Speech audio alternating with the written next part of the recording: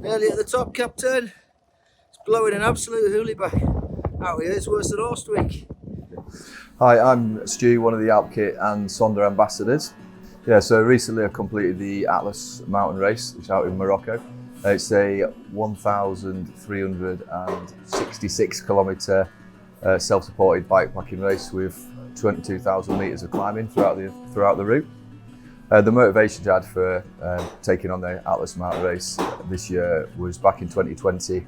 I attempted the first edition and had to scratch due to a mechanical on the rear wheel of my bike where I lost 8 spokes. So I didn't really fancy going out to Morocco for a second time and not coming home with another scratch. So the route started in Marrakesh. We were fairly soon into High Atlas mountains. We went through the High Atlas into the Anti-Atlas, making our way to the coast in Essaouira over the route. So the terrain of the Atlas mountain race was a combination of gravel, road, off-road, technical, non-technical, grass, hiker bike, hiker down, as well as hiker up. Literally pretty much everything in there, but majority of it was off-road.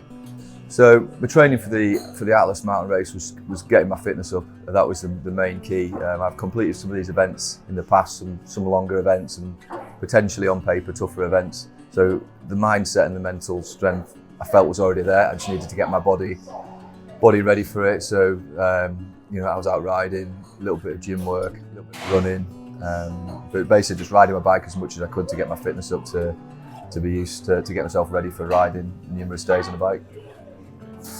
So throughout the route, one of the main highlights was the old colonial road, which was around about a 40-kilometre climb, which the French built back in the day to keep the connections with Morocco. But it's an amazing road that just goes on and on and on, up and up and up into the middle of nowhere.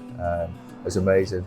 And also another one was the old colonial piste, which was the opposite, but an endless downhill, which was downhill for days, which after 50 kilometres of climbing, it's nice to get a bit of wind in the hair. So some of the experiences I had along the way was anything from sleeping in a restaurant to sleeping half under a pool table, to actually we slept in a local house where it was a particularly cold night, and I'd been to a shop to try and get some resupply, and just asked the guy on the counter, and sort of a little bit of charades as well, if we can sleep in his shop. And he ended up basically taking us back to his house, where his mother cooked us some nice hot food, and we got a bed, and in the end we got a really good night's sleep, and we were woken at 4 o'clock in the morning with hot coffee to be waved on our way. It was amazing. And then the other main highlight, obviously for me this time, was the finish. Was getting to the end, and I was lucky to be finished in the daytime where there was quite a few riders still milling around, so I got a nice big cheer when I rode through the finish line, which was really nice. So, yeah. It was extra special to finish this time, especially with suffering from Sherman Neck after day 3. When I look back in my photos is when it really kicked in, and Sherman Neck is the condition where basically you can't hold your head up. So your sort of nerves say to the muscles, right, enough's enough, and your head just flops to your chin like this. And I was basically rode like that for 4.5 days with a toilet roll under my chin to hold, like sort of like that. Toilet roll under my chin to hold my head up. But it worked, and it got me to the finish, and it made it all the sweeter. So resupply on the route in Morocco is fairly minimal, really. You get shops that aren't really shops, and potentially restaurants that aren't restaurants. So you end up just eating omelettes, basically. So yeah, I think one day my record was 5 omelettes in one day to power me through a good couple of 100 kilometres, mixed with a few biscuits. But yeah, no, I mean, it's part of the challenge of the event is the resupply. Some people can cope with it and some people can't, but if you like omelettes, you'll be okay.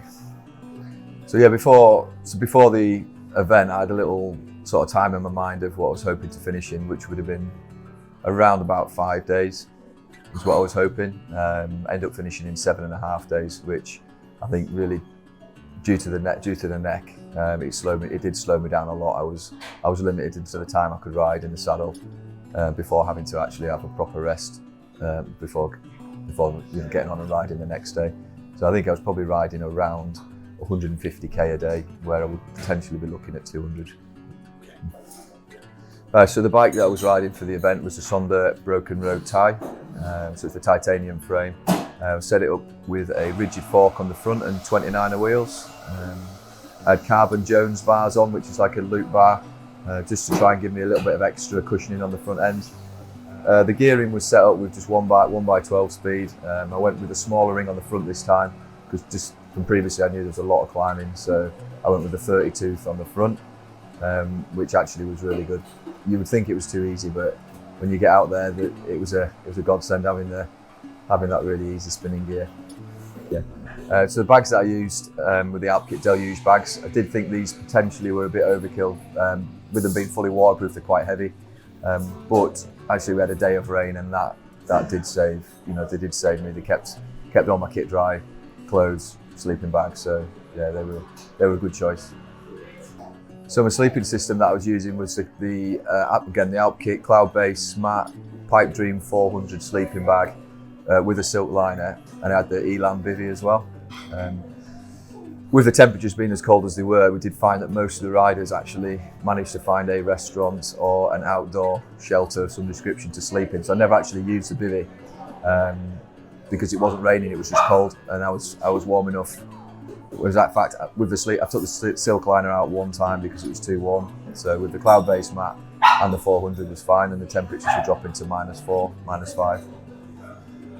So the Alp Kit clothing I was wearing throughout the race was a merino wool base layer, the Rhythm soft shell. That's hard to say. So yeah, this is going to be a hard one now.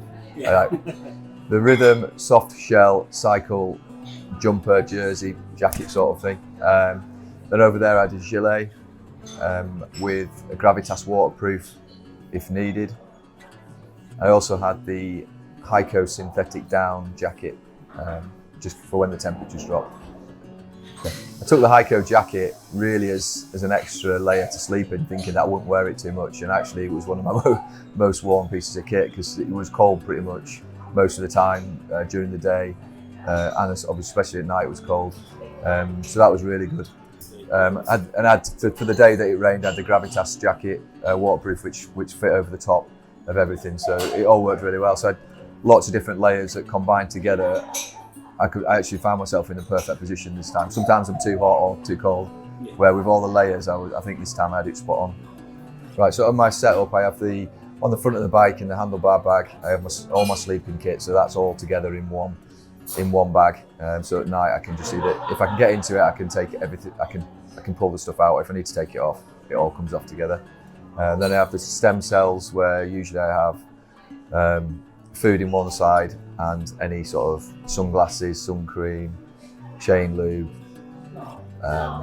anything like that in the other bag. I have a fuel pod, which is usually my phone, anything I need to get to quick, maybe some money, maybe the odd bit of food or something.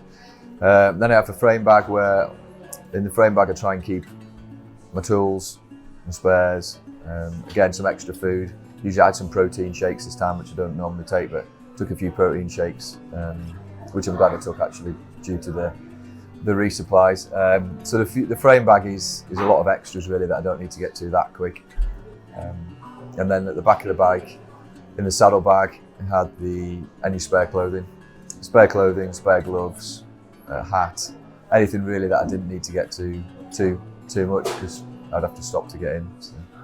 So in the aftermath of the Atlas mountain race this year, the body is actually feeling a bit battered, actually a lot worse than I've been on previous events, which have been longer, more days in the saddle.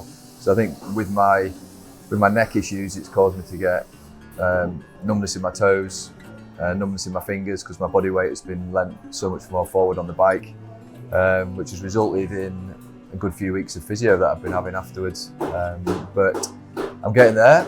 So I'm aiming to be fit for the Hellenic mountain race, which is out in the Greek mountains. and that, although that is a shorter event, it's 950 kilometres. It's actually got more climbing. It's got 30,000 metres of climbing in this one, so there's going to be a lot of obviously a lot of uphill, and you know it's going to be as tough as the Atlas. Looking at the stats of it.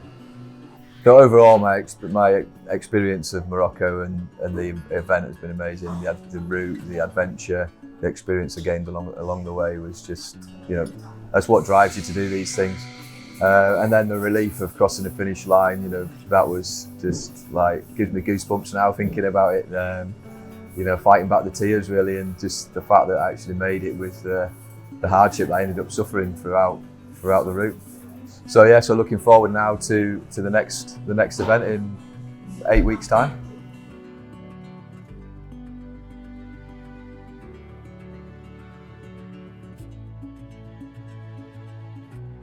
Nearly at the top of the last mountain.